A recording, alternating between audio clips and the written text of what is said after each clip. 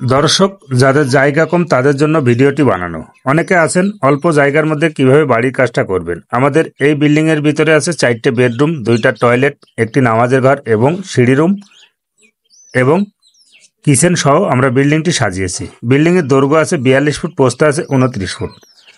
ছাদের স্কোয়ার আছে 1218, জমি লেগেছে 2.5 শতকের একটু বেশি। আপনারা চাইলে এভাবে 14টি কলম দিয়ে এভাবে ডিজাইনের বাড়িগুলো নিতে পারবেন। আমরা বাড়ির ডিজাইনটা করেছি কেমন এবং ফাউন্ডেশনটা কিভাবে করেছি। আমাদের বিল্ডিংটার এক পাশ পুকুরের ভিতরে, পুকুরের ভিতরে যে পাশটা আমরা সেই পাশের ব্যাচগুলো খুঁজেছি 4 কলম দিয়ে অ্যাটাচ। আপনারা চাইলে এভাবে কাজগুলো করতে পারবেন এবং ফাউন্ডেশনের কাজগুলো কখনো নড়বড়ে করবেন না। একটি বিল্ডিং করতে গেলে অনেক টাকা পয়সা খরচ করে বিল্ডিংয়ের কাজগুলো করতে হয়। আমাদের এই বিল্ডিংটার এতটুকু কাজ করতে খরচ হয়েছে 9.5 লক্ষ টাকা। টোটাল ছাদ পর্যন্ত কাজ করতে খরচ হবে কত টাকা সেই বিষয় এবং প্ল্যানটা আপনারা দেখে যাবেন কিভাবে আমরা কাজগুলো করেছি।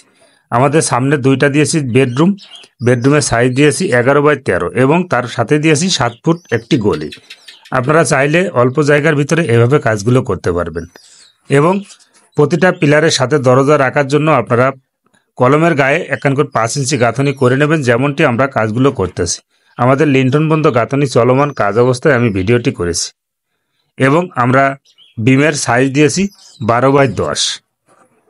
আপনারা চাইলে এভাবে কাজগুলো করতে পারবেন। পুকুরের যে পাশটা এপাশে আমরা ব্যাসের পরের থেকে গাঁথনিটা করে নিয়ে আমরা গ্রেড বিমটা সাজিয়েছি এবং আপনারাও এই ধরনের কাজগুলো করবেন।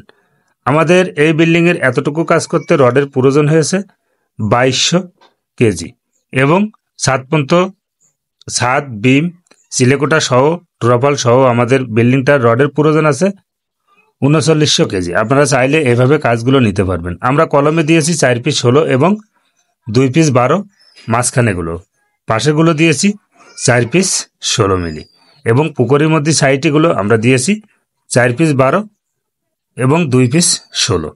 আপনারা চাইলে এভাবে কাজগুলো নিতে পারবেন। আমাদের এই বিল্ডিংটার টোটাল গাঁথনির জন্য অটোবাটার ইট প্রয়োজন হয়েছে এবং আমরা অটোবাটার ইটে গাঁথনিগুলো করেছি। আপনারা কাজগুলো দেখুন। আমাদের অটোবাটার ইট 1 নম্বর ইট লেগেছে 5 গাড়ি, 7 পর্যন্ত লাগবে, 4 গাড়ি চলমান অবস্থায় আমরা এখন আমাদের গাঁথনি চলতেছে এবং টোটাল পিকেটের প্রয়োজন আছে 6 গাড়ি। আপনারা চাইলে এভাবে কাজগুলো করতে পারবেন। টোটাল বিল্ডিংটার ইটের প্রয়োজন আছে 12 গাড়ি এবং আমরা রডের প্রয়োজন, সিমেন্টের প্রয়োজন আছে 330 ব্যাগ। আপনারা চাইলে এভাবে কাজগুলো নিতে পারবেন। আমাদের এটা হচ্ছে একটি বেডরুম, বেডরুমের পাশে দিয়েছি আমরা কিচেন এবং তার সাথে দিয়েছি একটি টয়লেট। আপনারা কাজটি ফলো করুন।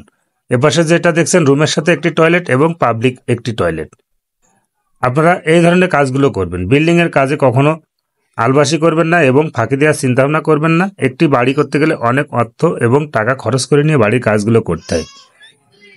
আপনারা দক্ষতা কন্ট্রাক্টর এবং দক্ষতা ইঞ্জিনিয়ার নিয়ে আপনারা প্ল্যানটি করবেন। তা না হলে আপনার গ্রামের ভিতরে যদি দক্ষতা কন্ট্রাক্টর থাকে তাদের দিয়ে আপনারা প্ল্যানটি করে নেবেন। অনেকে আছেন ইঞ্জিনিয়ারের কাছে যেতে চায় না টাকার ভয়ে। আপনারা যেতে পারলে যাবেন, না হলে ভালো দক্ষতা কন্ট্রাক্টর দিয়ে প্ল্যানটি করবেন এবং কাজগুলো করে নেবেন এবং নিজে থেকে কাজগুলো বুঝে নেওয়ার চেষ্টা করবেন। কন্ট্রাক্টর কথা শুনে কখনো কাজগুলো করবেন না, তাহলে বিল্ডিংই খসবেন। এবং প্রতিটা কন্ট্রাক্টরের ভাইয়ে আমি বলি আপনারা প্রতিটা মহাজনের সাজেশন একটু ভালো মতো দেবেন যাতে